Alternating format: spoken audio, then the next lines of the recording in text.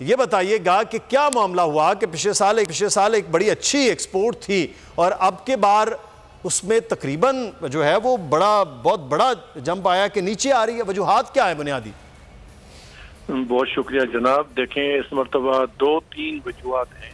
सबसे पहली वजूहात ये है कि गैस जो है वो सप्लाई हमारे एक्सपोर्टर की बंद की गई है जी, और सेकंड जो है जो लाइट है, अब लाइट इस जो कीमत पे है वो हमारे एक्सपोर्टर हज़ार जो है वो सराइवल नहीं कर सकते हैं, जबकि लोगों ने फाइनेंस मिनिस्टर साहब ने खुद बोला कि पूरे पाकिस्तान में एक्सपोर्ट को लाइट जो है वो 19 रुपए 90 पैसे में दी जाएगी एक्सपोर्ट सेक्टर को। टेक्सटाइल को तो दी है ना उन्होंने। 90 पैसे वाली लाइट कहाँ है? हम राइस सेक्टर को तो वो लाइट नहीं मिली है 19 रुपए 90 पैसे के हवाले से। अच्छा, तो नहीं मतलब टेक्सटाइल वालों से तो उन्होंने बात हुई कि जी उनको दे रहे हैं, तो आप भी तो एक्सपोर्टर्स थे और बहुत बड़ा चंक आपका एक्सपोर्ट का आया है।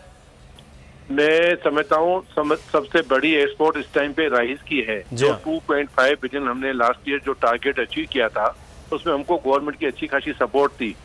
और इस मरतबा एक तो क्रॉप हमारा जो फ्लड की वजह से डैमेज हो चुका है 30 to 40%, एक तो उसके असरात हैं और दूसरी तरफ गैस और लाइट, तो ये बहुत बड़ी चीज है। और तीसरी सबसे बड़ी इंपॉर्टेंट चीज है डॉलर की। अब उधर से फाइनेंस मिनिस्टर साहब कह रहे हैं कि मैं डॉलर को जो है वो 200 रुपए पे लेके आऊंगा, और यहाँ डॉलर कहीं भी कम नजर आते हुए दिखाई नहीं दे रहा है। अब बैंकों में जाते हैं तो डॉलर 25,000 डॉलर भी नहीं मिलते हैं। जो लोग ट्रेवल करते हैं उनको 5,000 डॉलर बाजार से मिलने के लिए तैयार नहीं है।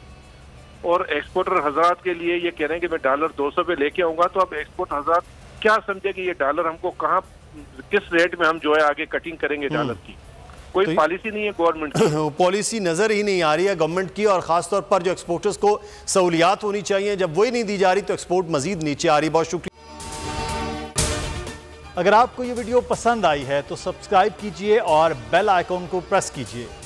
एक ही मुद्दे पे 2 एफआईआर काटी गई हैं, एक ही केस है, एक कराची में, एक इस्लामाबाद। बस सवाती साहब की एक मुद्दे पे 50 काट दी हैं, तो बस आप बस खड़े रहेंगे तो भाई ये होगा। और लेकिन इस दफा कौम जाग चुकी है, ये एक है बात। अगर देखें तो अगर पूरी कौम जाग गई है मगर बड़ा कम फर्क रह गया है बस अब। और सो मोटो में के हवाले से मैं बता दूं, हमारे इस केस में भी सो मोटो लिया गया। हमारे केस में हम बाइज्जत बरी हो गए जब, तो अदालत ने सो मोटो ले लिया कि जी भाई नीचे के केस में जब आप बरी होते हैं या कुछ होता है तो सिर्फ नीचे के कोर्ट के बाद हाई कोर्ट में केस जाता है, एक अपील होती है, एक प्रोसेस है कानून का, उसके बाद सुप्रीम कोर्ट केस जाता है। ये नहीं हुआ हमारे केस में। मोटो हो गया कि जी ये इस केस को वापस से सुना जाए। एक इल्जाम लगाया, बड़ा शोर हो गया, पता नहीं क्या हो गया जी। इल्जाम लगाया कि एक इदारे के एक ब्रिगेडियर साहब ने रिश्वत दी है जज साहब को। हमारे केस में ना हमने रिश्वत दी है ना हमने ली है। हम इल्जाम ये कि एक ब्रिगेडियर साहब ने रिश्वत दी है एक जज साहब पे। अच्छा जी, कैसे आप ये कह रहे हैं कि कोई दूसरे जज साहब कह रहे हैं मैंने सुना है कि जी इसने रिश्वत दी है। वो जज साहब कह रहे हैं जी मैंने तो नहीं दी, मैं तो नहीं ली रिश्वत। अब वो जिस जज साहब ने ये कहा जी मैंने सुना है, उनके अपने कंडक्ट पे जो सुप्रीम जुडिशियल काउंसिल है उन्होंने अपने कंडक्ट उनको उस जज को उस कंडक्ट पे निकाला है कि वो आप उसी इदारे के खिलाफ कई कार्रवाइयां स्पीचेस चीजें कर रहा था उस वक्त, तो उनको उस बेसिस पे निकाला। अब उसकी उधर बात गलत थी, हमारे केस में सही थी।